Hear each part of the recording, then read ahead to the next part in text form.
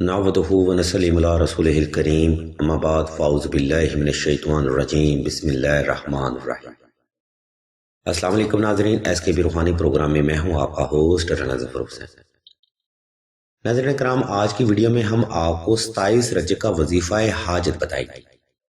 انشاءاللہ آج کے وظیفہ کی خیر و برکت سے آپ اپنی زندگی کی من چاہی مراد صدقہ محمد وال محمد یقیناً حاصل کر سکتے ہیں۔ سامعین محترم، یقیناً کا لفظ یہاں پر اس لیے استعمال کیا جا رہا ہے کیونکہ اس بابرکت رات کا ذکر خیر حدیث و تفسیر سے ثابت ہے، جس میں پیارے آقا سرور کونین خاتم الانبیاء فرماتے ہیں کہ شب معراج کو کی گئی عبادت کے درجات ہزاروں سال کی عبادت سے افضل ہیں۔ سامعین محترم، کیونکہ وظیفہ بھی ایک نفلی عبادت ہے جو کہ انسان اپنی حاجت کے لیے کرتا ہے۔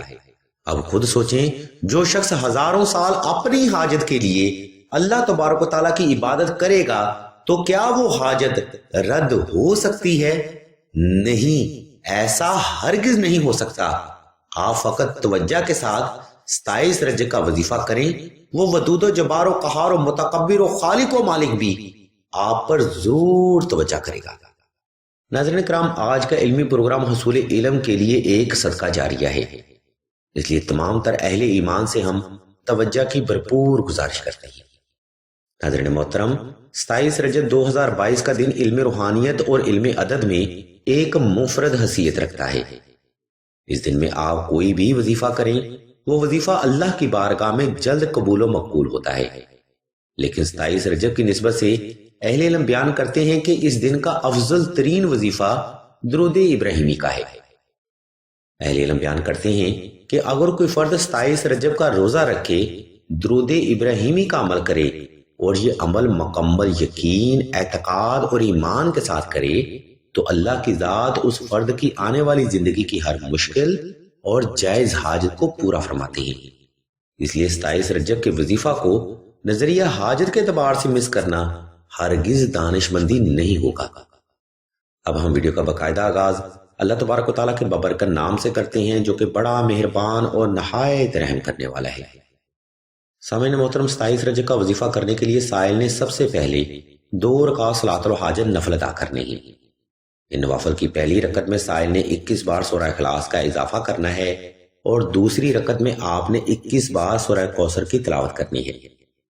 نوافل تمام کر کے آپ نے ایک لمبا سجدہ حاجت اللہ کی بارگاہ میں ادا کرنا ہے، جس میں آپ نے اپنی جائز حاجت کو اللہ کے حضور رکھنا ہے۔ ان نوافل کو تمام کر کے آپ نے جائے نماز پر آلتی پالتی کے حال میں بیٹھ جانا ہے اور 11 مرتبہ درود ابراہیمی کی تلاوت کر کے اپنے ارد گرد ایک فرضی احسار لگا لینا ہے۔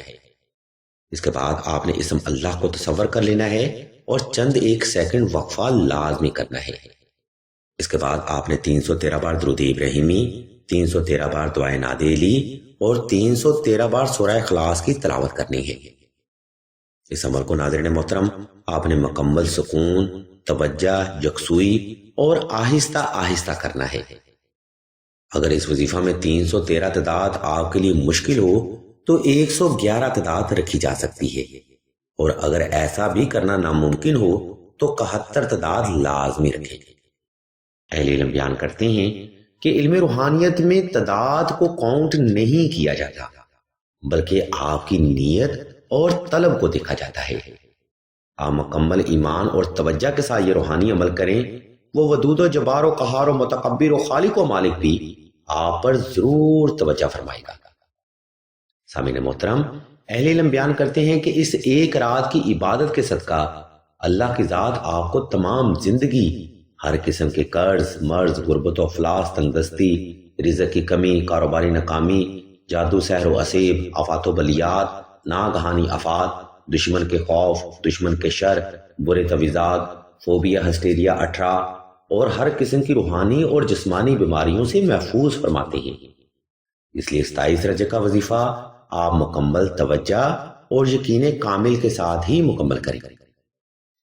ناظرین گرامی، ماہ رجب حاجتوں کی تکمیل کے لیے افضل ترین روحانی وقت ہے، جس میں حاجت کے لیے کیا گیا عمل ضائع ہونے کا سوال ہی پیدا نہیں ہوتا۔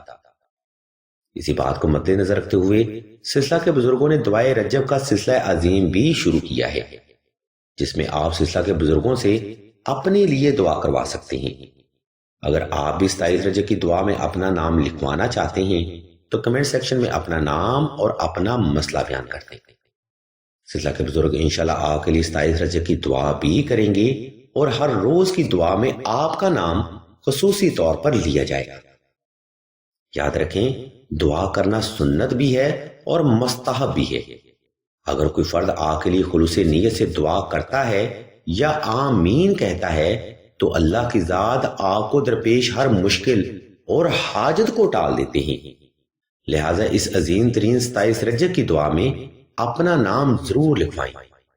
ہو سکتا ہے کہ کسی کی آمین آپ کے لیے کامیابی کا نیا دروازہ ثابت ہو۔ ناظرین گرامی، اب ہم ویڈیو کے آخری حصہ کی جانب بڑھتے ہیں، جہاں ہم آپ کو ہر طرح کی بندش کا توڑ نقش نادیلی کے بارے میں بتائیں گے۔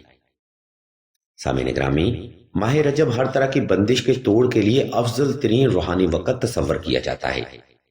اگر اس بابرکت وقت میں کوئی بھی فرد نقش نادیلی تحریر کر کے پاس رکھتا ہے تو اللہ کی ذات اس فرد کی ہر مشکل اور حاجت کو ختم کر دیتے ہیں۔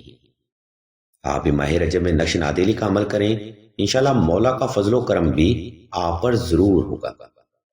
اس نقش مبارک کو لکھنے کے لیے اگر آپ کو مزید معلومات درکار ہوں تو آپ راشد بھائی کے نمبر پر واٹس ایپ بھی کر سکتے ہیں اور ویڈیو کی ڈسکرپشن میں موجود لنک کو بھی وزٹ کر سکتے ہیں۔ الغرض ناظرین کرام، آج کی ویڈیو میں ہم نے آپ کو 27 رجب کا وظیفہ اور 27 رجب کا عمل نقش نادیلی کی مکمل وضاحت فراہم کی ہے۔ ہم ویڈیو کا اختتام اس بات پر کریں گے کہ ایک بار سچے دل سے آپ سرکار اور آپ سرکار کی آل مقدسہ پر درود و سلام کا نذرانہ محبت ضرور پیش کیا جائے، تاکہ محبت اور عقیدت کے اس سفر میں آپ کا نذرانہ محبت بھی حضور کی بارگاہ تک پیش ہو سکے۔ الغرض ناظرین محترم، آج کا روحانی پروگرام ہم یہاں پر تمام کرتے ہیں۔ اس روحانی پروگرام میں ہم نے آپ کو 27 رجب کا وظیفہ اور 27 رجب کا عمل مکمل وضاحت کے ساتھ بیان کر دیا ہے۔ اگر آپ کو ہماری یہ علمی کاوش پسند آئے تو ہمارے اس چینل آن لائن استخارہ آن فون کو سبسکرائب کر کے گھنٹی کے آئیکن کو پریس کر دیں اور آل کے آپشن کو بھی لازمی دبا دیں، تاکہ حصول علم کے لیے کوئی بھی روحانی پروگرام آپ سے مس نہ ہو سکے۔